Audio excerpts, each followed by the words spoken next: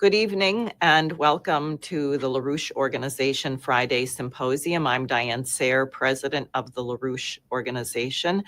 And today is March 14th. And as always, if we pre-record something these days, even by a few hours, I always like to let my viewers know that because developments are happening so rapidly that something might happen in the next 3 hours. And if you're wondering why we didn't take it up, that's why. But it is Friday, March 14th, and I'm happy to be joined today by Garland Nixon, who is a radio talk show host, political analyst.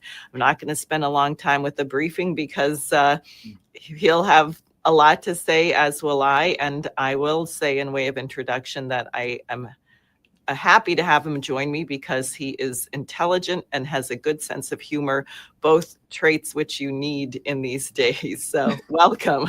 Thank you very much. I certainly appreciate it. And it's an honor and a pleasure to be on your show. Thank you. So I'm just going to start right away with a post that President Trump put out on Truth Social this morning, and we can take that as a starting point for the Russia-Ukraine situation, where this stands, where you think it's going, etc. He writes, We had very good and productive discussions with President Vladimir Putin of Russia yesterday, and there is a very good chance that this horrible, bloody war can finally come to an end. And then in all caps, but at this very moment, thousands of Ukrainian troops are completely surrounded by the Russian military and in a very bad and vulnerable position. I have strongly requested to President Putin that their lives be spared. This would be a horrible massacre, not seen since World War II. God bless them all. So maybe we'll start with that. What's that about? What do you make of that?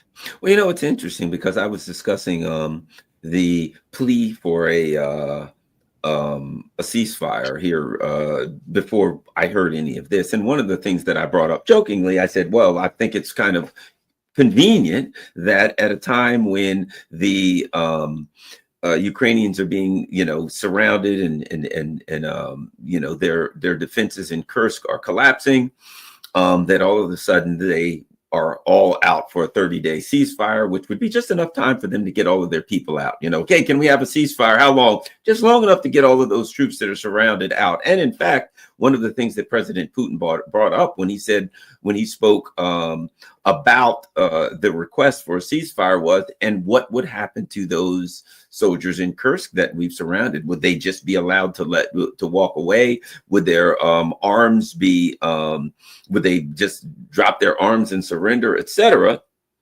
So I think let me put it to you like this: it's a bad look, because if I'm the Russians, I look at it and I say, cynically, well, you didn't really want a ceasefire. When your people got surrounded, you came to us begging for mercy, trying to get them out of that. But this is a war. And if they surrounded a bunch of Russians, they ain't letting them go. Might I add, this also harkens back to 2014, 2015. The exact same thing happened, and that was the foundation for the Minsk Accords, wherein it was called the Battle of Sepultava, where the Eastern Ukrainians fought back against the Maidan coup.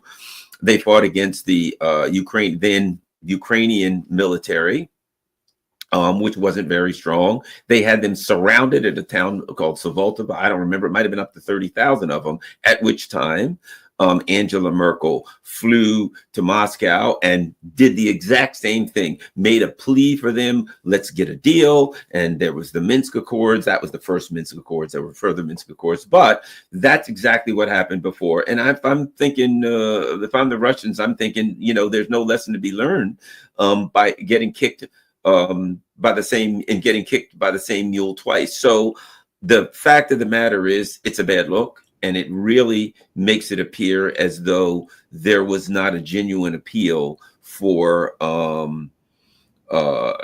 peace. That this was, just a self-serving move to get your soldiers, to get the enemy soldiers out because they were surrounded. And might I add, they were in Russia.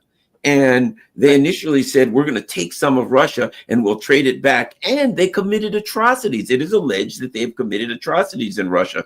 I suspect the Russians aren't going to buy it, and I wouldn't expect them to.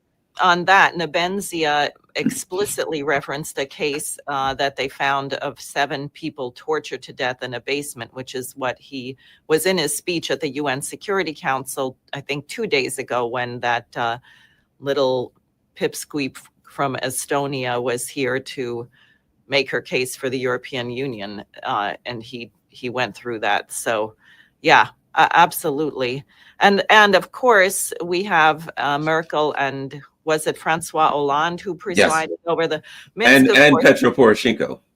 Right. And Merkel and Hollande, who said, well, we didn't really intend for this to be we intended to buy time for Ukraine to rearm. So why on earth would Russia go along with this? Now, do you think the Trump team is aware of the fact that the Europeans have lied about every single thing? Of course, we have as well, but that wasn't the Trump administration. But do you think Trump is aware of how badly the Europeans have been caught in all these lies? Absolutely. I believe that Trump, Tulsi Gabbard knows, the people knows. I think Trump is very, very well informed. I still think he's trying to get deals as best he can to his advantage. I think there's, I'm very cynical about this whole thing. Now, don't get me wrong. I want peace, because certainly the danger of nuclear war to all of us, any way we can abate that danger, I'm for it. But I'm very cynical about a lot of this. But I think this, if I'm on the Russian side and I look at this, because of the timing, and because the first thing the Trump calls, says when he calls is, hey, what about all those troops? You think we could get them out? I then look at it and say, well, if I thought that they were genuine in their appeal for peace, I will, get rid of that thought immediately. It seems to me that they're just trying to, save these troops. And additionally, even as they were pleading for mercy for these surrounded troops, the Ukrainians were still saying, but we won't give up anything. We will not accept we tried to take some of Russia and we failed. Okay, let our troops go. Meanwhile, the areas of Russia that Russia has taken, we want those back. And this is important. I got to bring something up, because a lot of people don't talk about the areas that were formerly Eastern Ukraine that are now Russia. This is critical information about that. There are millions of people there who are ethnic Russians, who speak Russian, who are Russian Orthodox Christians, right? So what we are to believe is that the current Ukrainian government, who is vociferously anti-Russian, hate Russians with a flaming passion, right, have been involved in atrocities against Russians. What we're to believe is that they want areas back that are all Russians, that they want to bring those regions back. And the people in those regions, when they come back to Ukraine, their language will be illegal. Their religion will be illegal. They will not be allowed to speak their language. They will not be allowed to teach in their language. They will not be allowed to worship the religion that they worship. None of that will be allowed. That you want to bring these people back, and they will be basically illegal creatures on their own land. And then, since we're a democracy, they'll all be able to vote. But we all know they will then, as they block, all vote, as they did before, for a pro-Russian government, and we'll have a pro-Russian government. It is absurd to even believe that argument. That argument in itself makes no sense. That they are genuine in how they want to, we want to bring all of these people back, and they'll basically be illegal human beings. The whole thing is preposterous. Right. I agree. Now, as you are well aware, because I think you also endorsed the appeal that Helga Zepp-LaRouche wrote recently in the wake of the European freakout about everything that's going on, and her warning that if the European leadership doesn't come to its senses, they're headed down a pathway like what happened in 1933. These various statements about 800 billion euros for rearming Europe and the French nuclear umbrella and all of this. This is really quite wild. What is your sense of the dynamic between the European leadership, the American leadership and also the European people and the American people and what's happening within NATO?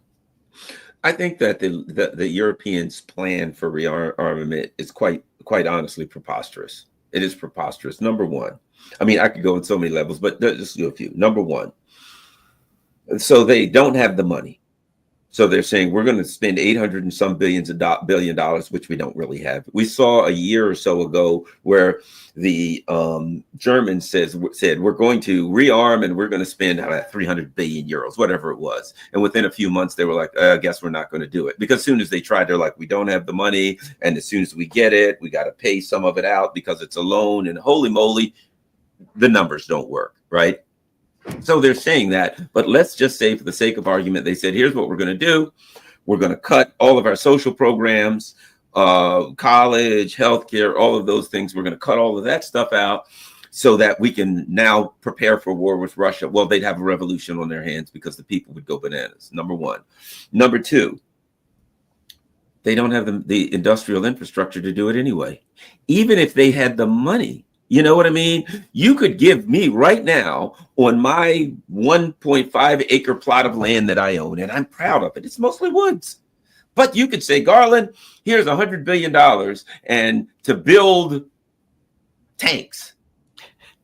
Well, unless you can build them with a chainsaw and, and in my little John Deere that I pull around tractor, then yeah, I probably can't build tanks. So, and also, let me just say, related to your hat there about Nord Stream, aren't they having some energy problems? I mean, you do need energy for heavy manufacturing. I guess they'll have to call the Russians so that they can get cheap energy, so they can have the energy infrastructure they need to build and prepare for war against the Russians. The whole thing is absurd. Might I add, here's the other thing.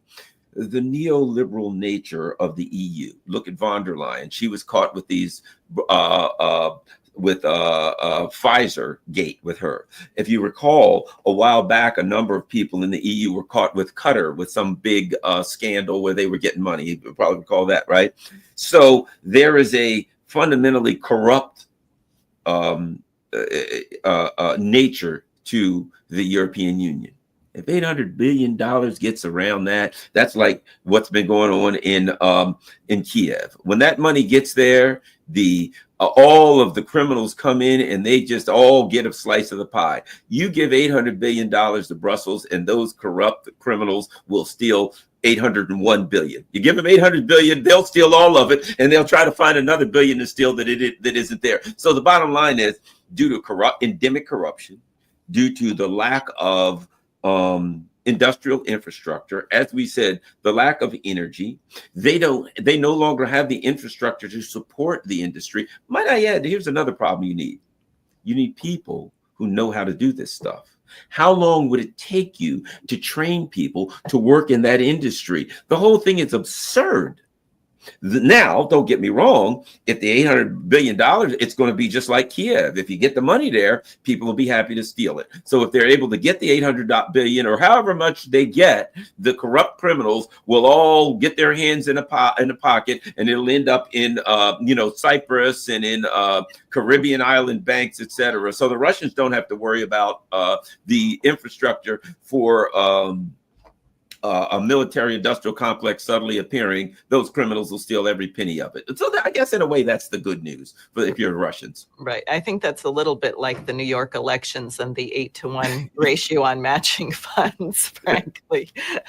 It sounds very similar. But I will say one advantage of getting the gas flowing through pipelines back into Europe means that the Russians would not be able to use those pipelines for surprise military maneuvers, which they just did so brilliantly in Kursk. I mean, that was truly amazing. I can't even think of going 9 miles through a 1.4 meter diameter pipeline. Well, that brings something up that is also critical to this same discussion that we were having. Why were they able to do that? Because the people of Russia are patriotic. They see Nazis on their border, on their doorstep again, and they feel as though we're defending our homeland, and they're willing to put their lives on the line. So a bunch of Europeans who have like Macron and Starmer, they're going to build something for the future. They're lucky to have 6 months in power. The people are trying to throw them out of power right now. And they're saying they're going to get on their horse and take out their sword and lead the charge and lead the people into battle against Russia. The people ain't looking to fight Russia. They're looking to fight them. So how is a country or, an economic bloc that has not been able to deliver for the people are furious. The people are looking for they used to say, Malcolm X once said about the field slaves, if somebody said to them, do you want to run away? They'd always say, any place is better than here, right? You got people in Europe, I don't know if you know about it, they're having a problem with brain drain in the UK. People who can afford to leave the UK are getting the hell out. They're like, this place is a disaster. How are you going to say to a population of people who are miserable, who are furious, who are saying we need jobs, we need modern electricity and infrastructure, we need the things that just to make our material things we need to have a decent life and to raise a family. How are you going to say to those people, we, the people who have screwed you over and destroyed your life, your present, and your future, are now going to lead you into war against the Russians to get you slaughtered? That's not going to work. The whole thing is just a sick, twisted delusion of the ruling elite in Europe. Well, I want to get your thoughts on something related to that, because I'll tell you, and I just ran actually twice for U.S. Senate. My friend Jose Vega is running for Congress now. And we do a lot of organizing, talking to the man in the street, talking to people. I'm working on something now with some farmers in the state of New York. And I definitely have a sense in the United States that while people were enormously relieved to be rid of the Harris-Biden Genocide Joe crew and get Trump elected, and there's a great deal of enthusiasm and tens of thousands of people show up, but I think there's a terrible vulnerability there because the American people are suffering, as you say, the Europeans are. The hyperinflation is catastrophic. The cost of housing, the condition of the roads, we have airplanes catching on fire every 5 seconds on the runway. I mean, everything seems to be disintegrating. And I think if there's not something done in the very near term to actually address the physical conditions of life for the American people, this administration is going to find itself in a lot of trouble. And I'm actually concerned about that because I want to see them succeed at ending this conflict and changing the dynamic in the world. But I think it is not a strong or stable situation. What do you think about that? I think you're 100% on the money. Well, if I may do a little bit of history about this administration and the understanding of it, the concept of it that people have, right? Particularly Democrats, but a lot of people have this concept that MAGA, that the Trump MAGA group is all about Trump, that it's about Trump. There's a people who Trump came along, they love Trump, they support Trump no matter what. That's not true at all. So here's what happened. And I saw this firsthand. I was at Fox when the Tea Party was running. What happened? You had 2008. There was a left wing and a right wing populist, if that's the word, reaction. The so-called left wing was the Occupy Wall Street movement. In my opinion, I could be wrong, I feel that was that was basically agent provocateurs were able to infiltrate it. They were able to turn it into somewhat of an anarchic situation. People would come in and say, what do you want? They'd say, get away. We don't want anything. They had a little. May I tell you, because I was there for the beginning of that, the first rally. And you may or may not be aware that actually Teresa Heinz Kerry was a big funder of it. We learned later. And because of course, LaRouche has been saying we got to bury Wall Street so deep that the stench can't get back up. Glass-Steagall, bankruptcy reorganization. And people were thrilled that someone was finally standing up to Wall Street. People were dropping off pizzas and, And then exactly, you go to get certain demands. We had a caucus on reinstating the Glass-Steagall Act, which would go a very long way to separating the wheat from the chaff with these banks. And what happened was they said exactly what you said. No demands. We're not allowed to make any demands. And then you had all these former convicts and drug addicts moving in and camping in the tents and raping people. I mean, it just became a sordid mess. So I just wanted to interject that because I think absolutely it was the case. So please continue. Yes, and I heard all of those stories. And so I saw that it was infiltrated by agent provocateurs. It was highly infiltrated, and it was taken in a direction where, number one, asked for nothing. Number two, then when they were able to get it in full anarchy, what they had to do, anything they wanted to do had to be a unanimous vote, which meant you only need, if you got 3 or 4 agent provocateurs, every time you have a vote, one of them votes no. And it was over for it. So it went nowhere. It got nothing. Boom. They were able to, let's just say it died birthing. Okay. Then on the right, there was the Tea Party. The Tea Party, what were they angry at? They were angry over the 2008 crash. They were angry over the same thing. They were angry over, particularly what infuriated them was the bailouts. Why is all this money going to the rich and we're suffering? Okay, it was very, very valid.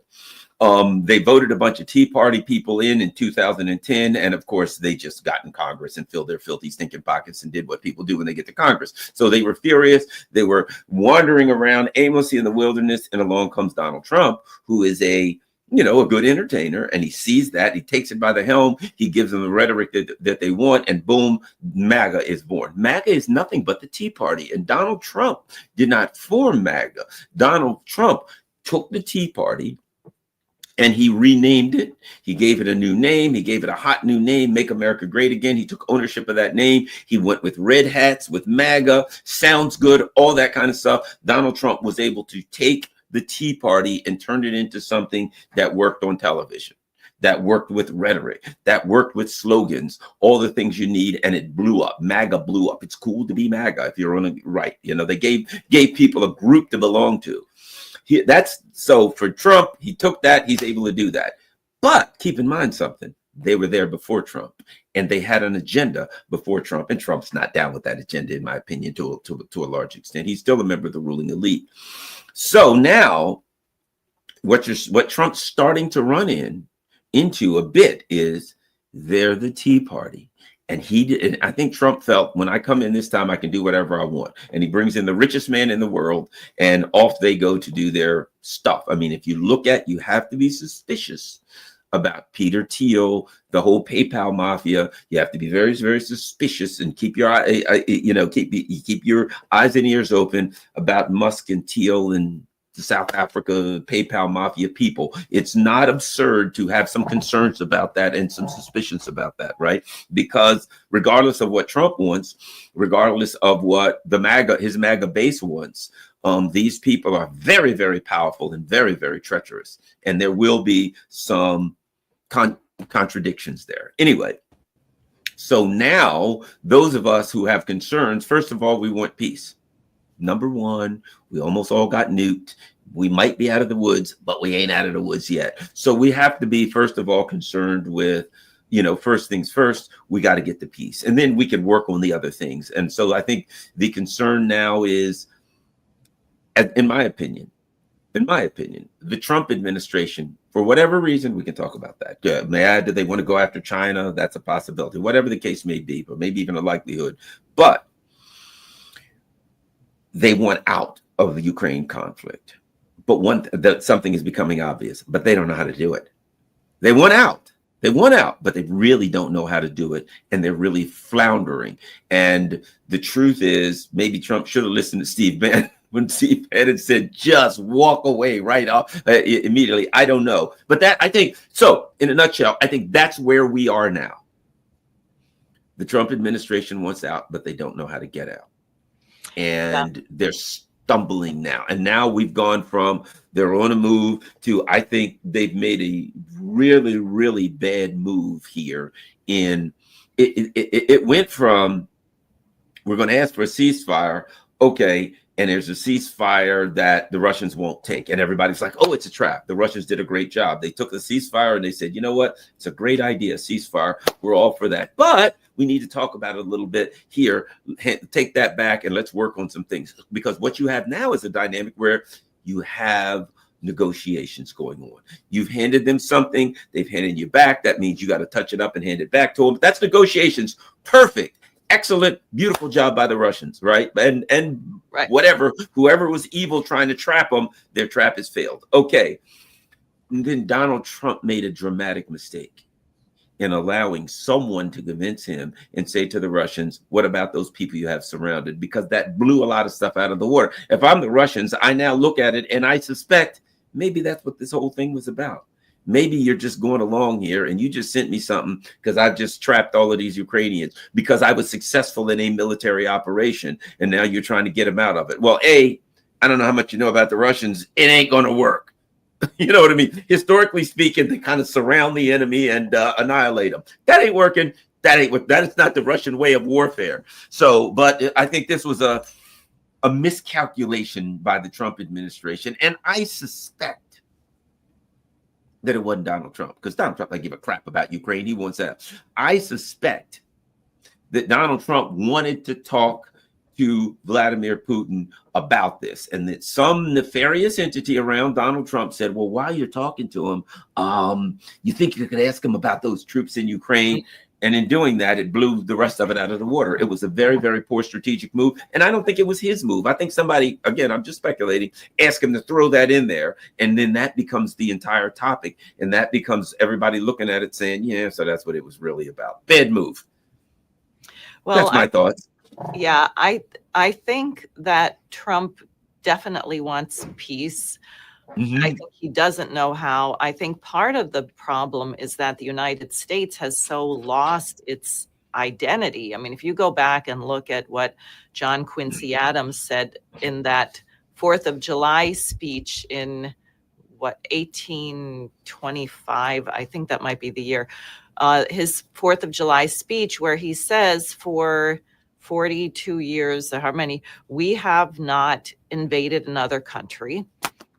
We love freedom, but if we get involved in a conflict in some other country, we will lose our own spirit. And then the famous quote, seek not abroad for monsters to destroy. But it was in the context, it was not isolationist. I mean, this guy had been to Russia, it was not an isolationist idea, but an idea of the United States as being an embodiment of a principle of goodness and freedom. Also, that so many of the founding fathers understood very much that the question of slavery was a direct affront to the reasons for why they created the Republic. That took longer to correct thanks to various Boston Brahmin, British and other instigations. But there was the principle of our republic where it wasn't peace through strength, where you threaten to bludgeon someone or starve them with sanctions, but peace through prosperity, or demonstrating that you could ensure a certain kind of standard of living for the population as a whole, those kind of things. And somehow, I think in our society today, we have this very peculiar idea about, while we preach freedom, we think the only way we can get someone to do what we want is to force them, which goes completely against freedom. And this kind of paradox is very problematic if you take it to foreign policy. Couple of things. The problem then is the problem now. There was a fundamental contradiction, because at the time he was saying, look, let's not go screw around with other people. Let's not go cause all these problems. Let's be prosperous. I've got a book around here somewhere called The Empire of Cotton. And what you realize is this. Why were they prosperous? Because they had free labor. Why did they have free labor? Because they went around the world stealing other goods. And what that they stole? They stole labor, right? That's how people like me got here, right? Stolen labor, right? You can go to somebody's country, you can steal their bananas, you can steal their steel, you can steal their labor, right? As in when we went into, what was it, 1916 or whatever it was, 1913, when they went to Haiti and just opened the vaults and took the gold right out of their vaults and brought it back. That's a theft. But labor is, capital is a commodity to some extent, as described in neoliberalism. So at the time he said, yeah, we don't want to go around the world causing problems. Well, he didn't have to, because they'd already brought the labor there. Once that labor ran out, it becomes, what are we going to do now? Because it was predatory at that time.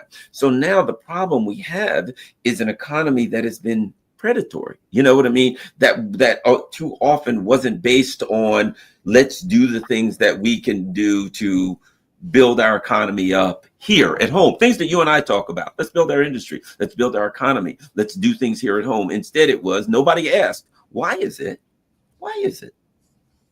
that if I go to the store and I buy apples, they're $2.49 a pound, and they were grown 2 hours away in Westminster, Maryland.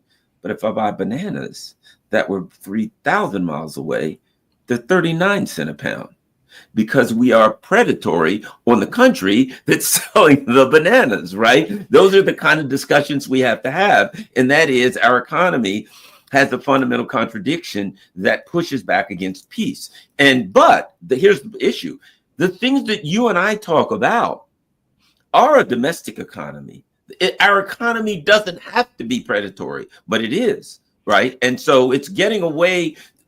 Those two things are fundamentally aligned, and that is having a predatory nature to your ruling elite, and at the same time going around the world overthrowing governments and starting wars. Because as Thomas Friedman said, you can't have McDonald's without McDonnell Douglas. Well, that's a lie.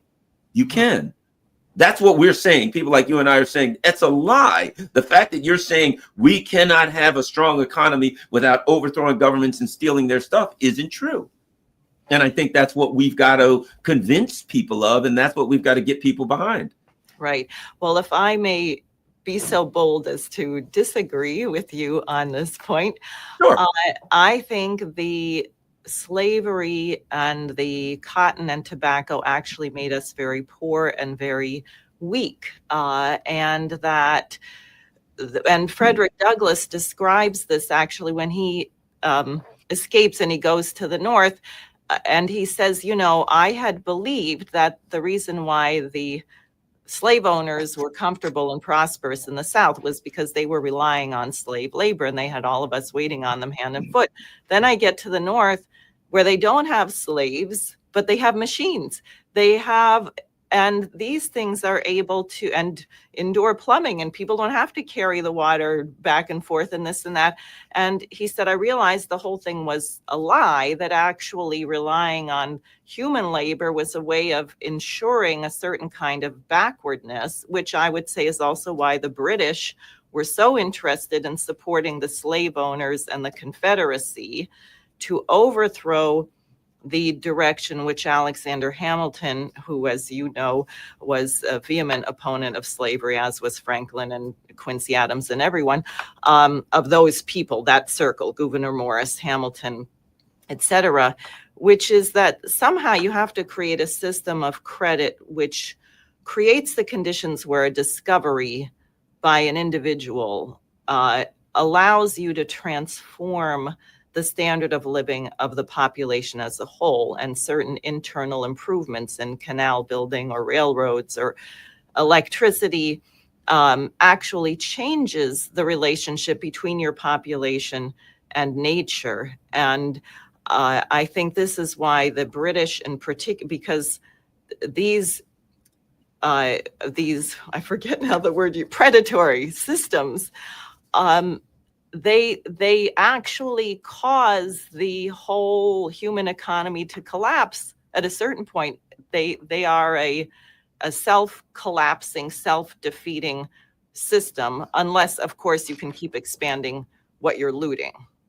Now, here's what I'll say. You didn't disagree with me. We do agree. And I'll tell you why. Because what I meant was this. A lot of people look at the South and they say, why is the South so poor? the legacy of slavery. Because what did slavery do? It only enriched a tiny, tiny group of people. If you lived in the South, 99% of the people were poor dirt farmers, but a tiny little less than 1% were the Southern planters who owned the big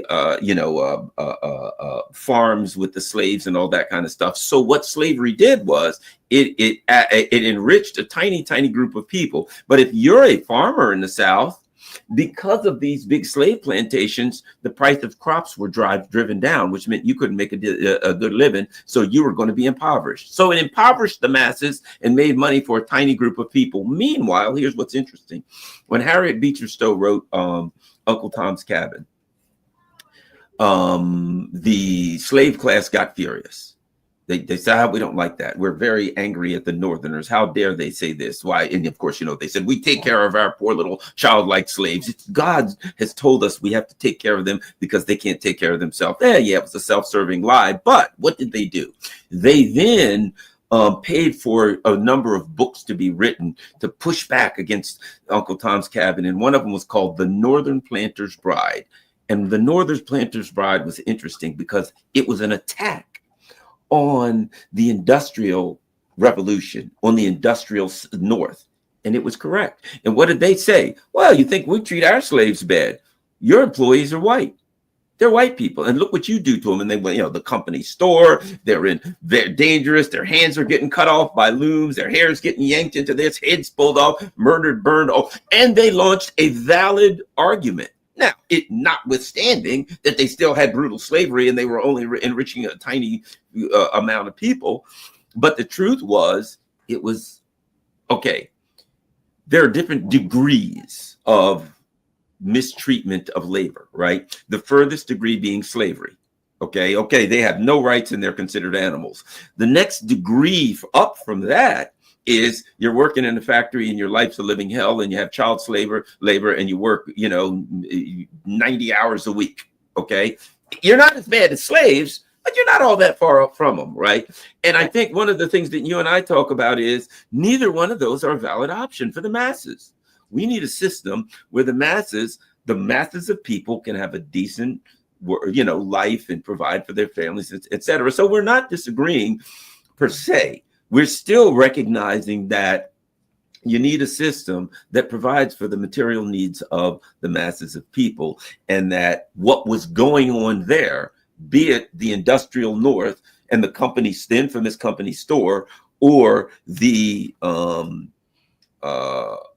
slavery plantations of the South, wasn't the answer. And that we have people, where did that model come from? Where did it come from? Where did it come from? Where did that whole thing come from? They started with, before there was any cotton, it was sugar and it was spices and things in the Caribbean, right? And who was doing that? The Brits, first and foremost, right. The UK, right? And then, of course, Spain and all that. But the British Crown led all of that stuff and set the model for it and continued to fund it because they wanted it to keep going. And so I think we are on the same path here, and that is ultimately, when it gets down to it, how do you get around all of these things to a point where instead of you're enriching a few people, and then every now and then when the people get too jumpy, then you got to start a big war to get rid of a bunch of them. Right, exactly. And that's the key, because it's an assumption, and we've been given this by the green ideology of overpopulation, is that you have to stifle growth. And actually, a human economy only works if there is growth. But it has to be growth informed by a more efficient use of resources, which you get if you move from burning wood to petroleum to nuclear and hopefully fusion we will have soon, where you're using really tiny amounts of fuel for incredibly dense energy, which allows people to live more comfortably. And we've become so deeply pessimistic. I think one of the terrible things that's been done to children is this fear of climate change, and now they call weather climate, right? So if you get a really bad thunderstorm, this suddenly means that your mother was driving her car too much or something or other. The world is going to end because your parents won't stop doing whatever it is. And so people don't have a sense of the excitement of making a discovery. There's this kind of arrogance as if we know everything there is to know about the universe and every physical process, and we're not going to learn anything new that changes our relationship to it. And then that fuels into the economy where you think we have a limited pie, and if I get this, then you don't get that. If you get that, I don't get this. There's no sense of mutual benefit. And I do think that's the shift that's occurred among the global South, well, particularly the Chinese, because of Confucianism, perhaps they have a whole different idea. So I think we have to get a change in outlook here in the West. You think we can? So let's talk about the whole issue of ecology and things like that. So initially what happened, it was bottom driven. It was, and the term that was used was pollution. And why was the term pollution used? And why was it bottom driven? Because you had Love Canal and you had rivers catching on fire and you had everyday people who could see, hear, and smell what was going on, and it was affecting their lives. And they said, hey, there's pollution. We don't like this. It's not working. And it was valid. And when someone said, I don't want methyl ethyl horrible in my river or my creek or this dumped here, it was real to them, and they saw it and they felt it, and it made them sick. So what we had was a bottom up, and the bottom up movement wasn't environmentalism. It was about pollution. Stop pouring methyl ethyl horrible in my, a very valid bottomed up movement. But once it got usurped by these ruling elites, it turned into environmentalism, and it became so nebulous that nobody knew what the hell they were talking about. And they could say to you, we've got to conserve water. And people are like, yes, got to conserve water. And I'm like, our body's 70% water. The earth's 97% water. What do you mean conserve water? I mean, you could tell me I could have a rain barrel. Okay, whatever. I don't know. I could have a rain barrel and I got all the water I want. But the idea that I have to conserve water, what sense does that make, right? And people are like, I'm working to conserve water. And they don't even know why or what that means or what conserving water does. They're just told conserve something. They like to bring all these things that mean nothing to us. So we'll think it's busy work, right? I'm busy. What are you doing? I'm fighting to conserve water. And how's that going to help anything? I don't really know, but it sure sounds good, right?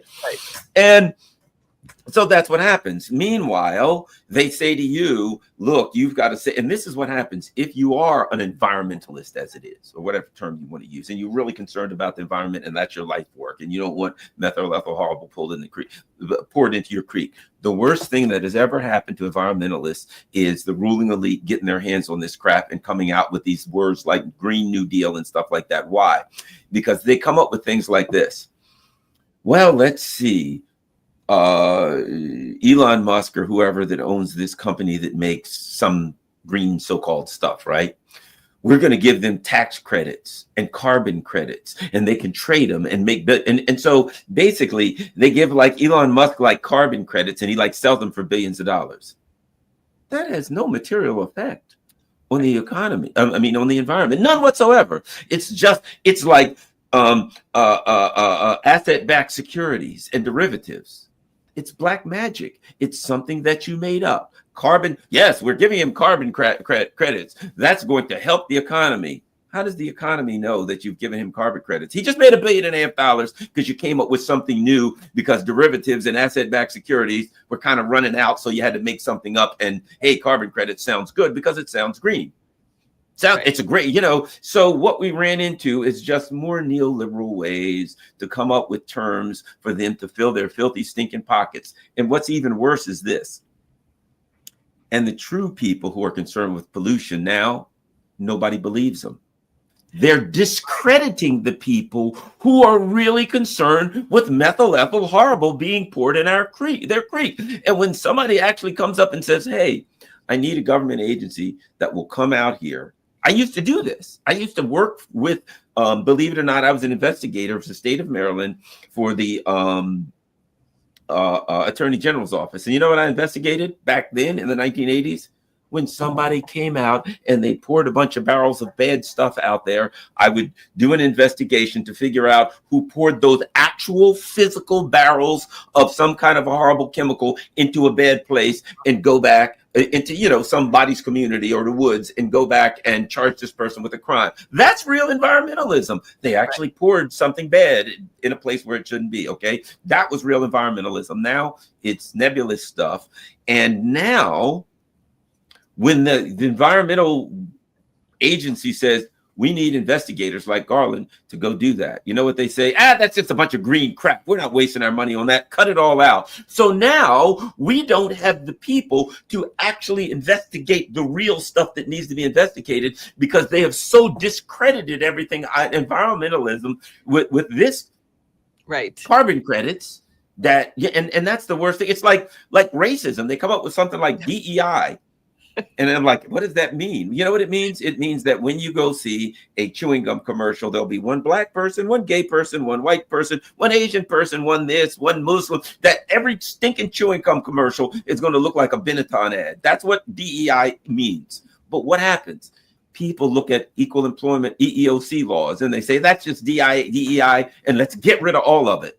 So once the liberals get their hands on something, they so discredit it that the things that are actually needed, the infrastructures that were there beforehand that did good things, the baby gets thrown out with the bathwater. So the liberals, that not only have they totally failed, they have succeeded in destroying the infrastructure that was needed to address real problems. They're just the worst. Yes. Now you're bringing this up, and there's a couple other things I want to get to, but I just have to say that I've been thinking a lot about this because we have the Zionism, the Christian Zionism, the Christian fundamentalism, and this very peculiar religion. And see what they're doing with finance and so-called environmentalism is like a religion. And I think part of the reason people have become so irrational is because we don't. It used to be the case. I mean, I watched my parents go from being students, one car, renting an apartment. My mother was a biochemist, my father a doctor, that you could work really hard.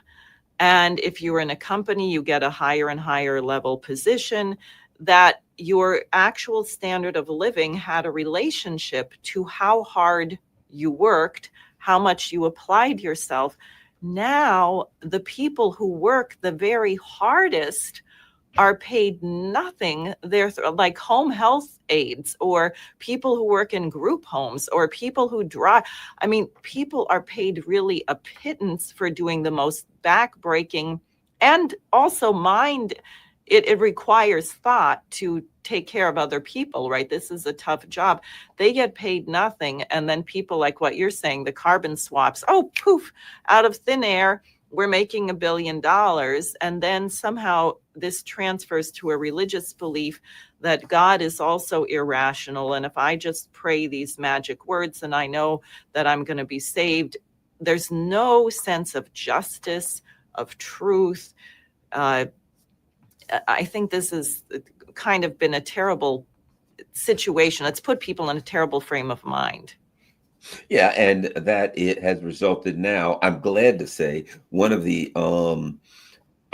results of that is that people are no longer trusting some of the institutions, such as the media, that were specifically used to create this dynamic. The media was used so much to propagandize the people, to lie to the people, to give them the enemies, to say, well, if the enemies, just to discredit, your organization.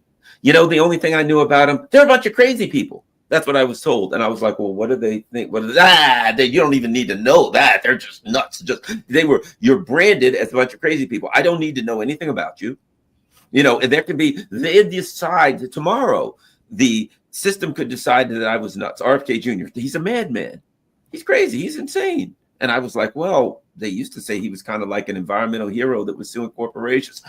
Forget all of that. He's a madman now. He's questioned vaccines. And I was like, well, doesn't he have a right to question them? I mean, isn't it kind of healthy to question things, whether you agree with them or not?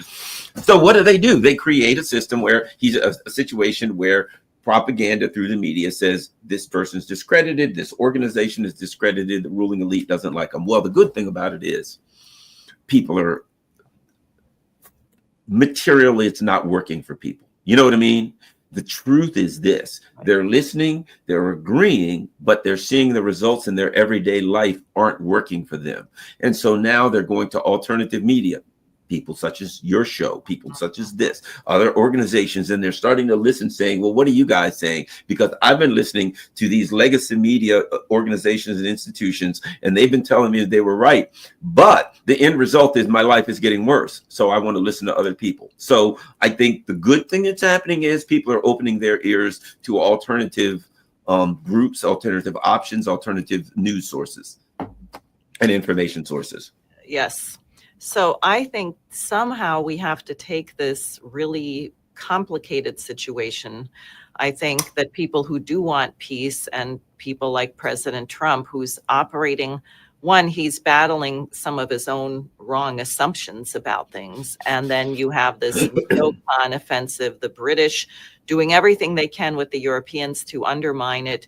But you also have a certain calm, steadfast position from President Putin, from Xi Jinping.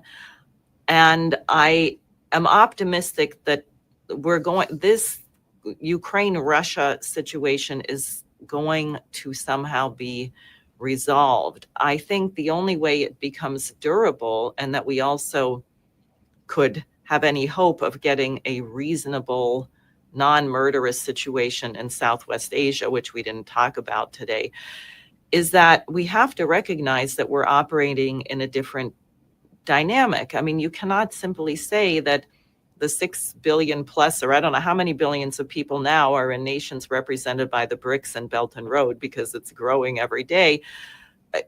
You're going to have to take that into account, and you're not going to stop it, even by threatening a nuclear war. So maybe it would be better to create, and I know the Russians have talked about this now, and I think in Global Times today, what Helga Zaplarusha has been saying, we need an entirely different security paradigm. We need a new security architecture, a new economic architecture. Let's not talk about throwing the baby out with the bathwater. Let's not get rid of the UN. That's the only place people can talk. But maybe we should consider that nations from Africa should be represented on the Security Council. Maybe we should reconsider the veto process and things like that. I think we have to really be willing to consider that we, sitting here in the United States with our 4% of the entire planet's population, are no longer the global hegemon. What do you think about that? Yeah, and I think being in the United States puts us in a particularly tough situation, because the U.S., we're the one with the 800 or 900 bases, right? So we're kind of sitting at the front of the table of causing mischief throughout the world. So I think one of the things we have to do, what they try to train us to do in the United States is to get into camps. We're with the Democrats, we're with the Republicans, we're with Trump, we're with Biden, we're with this person. No, that person's our savior. No, I think in the current situation we find ourselves in, what we have to be able to do, because of course, Donald Trump's doing some things I absolutely disagree with. He's doing some things and he's stumbling and bumbling. Mm-hmm. I think what you have to do is this, in my opinion, currently, to kind of get through the disaster we're in alive, when President Trump does something that you approve of, that you feel is working towards peace, you have to support it for all you're worth. You have to push it and say, we got to do this. And then if he's going in a direction that you don't like, you have to make your feelings known. But it can't be, I'm anti-Trump or I'm pro-Trump. You have to see this thing systemically. And as I've said many, many times, WIIFM, what's in it for me? And I don't mean me as an individual. I mean, what's in it for us as humanity. So as I see President Trump talking with President Putin, trying to get a resolution. And of course, the Democrats, boo, Putin's evil. We don't want to do that because Trump's a bad guy and Putin's a bad guy. We got to push back against that. And then if he does something else we don't like, we got to say, hey, we're opposed to that. We don't want to deport some person because of their speech. We got to be able to push back. But I think now you have to be agile when it comes to politics. You have to be fluid when it comes to politics, and you can't fall into a particular camp because there are very serious issues at hand. Exactly. And I do think as Americans, we should want the Trump presidency to be successful because it's good for our nation and it's good for the American people. And if he does things that are bad for the American people and bad for the world, he will not be successful. It will be a failure. And I think it then just really underscores tell the truth, stand for principle, and don't seek to sabotage an administration. We have to create the conditions where it can work. And I think we can learn a lot by looking at the diplomatic skills of some other leaders around the planet. Oh, absolutely, absolutely. And I think that there are people that are going to go after Donald Trump for some of his weaknesses. Yes, I'm not saying Donald Trump's perfect or he's great or he's a good president or he's a bad president. I think that's irrelevant. I think we have to focus on the issues. One of the unfortunate things that has happened in recent years is we've been pushed into the politics of personality, where we have to identify with the person who's in office as opposed to our particular values. And I think I agree with what you said. Our politics have to be about our values. We have to chart our course of what we believe should happen and how we believe it should happen. And we should, maintain course and speed, as they say, on what, and whoever happens to be in president. Donald Trump could disappear into an alternative dimension tomorrow and we never see him again. That won't change the things that we need to do and the course that we believe needs to be charted. We're still going to say we need peace. We need people need jobs. What does it change? I've once heard, what's the 5 things people need? They need healthcare, jobs, education. I forgot it was 5 things, but working families are still going to need all 5 of those things. Even though I can't remember what they are, they're still going to need them. Right, exactly. Well, thank you very much. And I understand from Dennis that you will be joining the Schiller Institute conference on Memorial Day weekend, May 24th and 25th at some point. Yes, I'm looking forward to it. That. Yeah, I want to encourage everyone here to visit the schillerinstitute.com website to register for that, to join us there. We do have to work together to get the kind of policies that are needed. And I want to thank you very much for joining me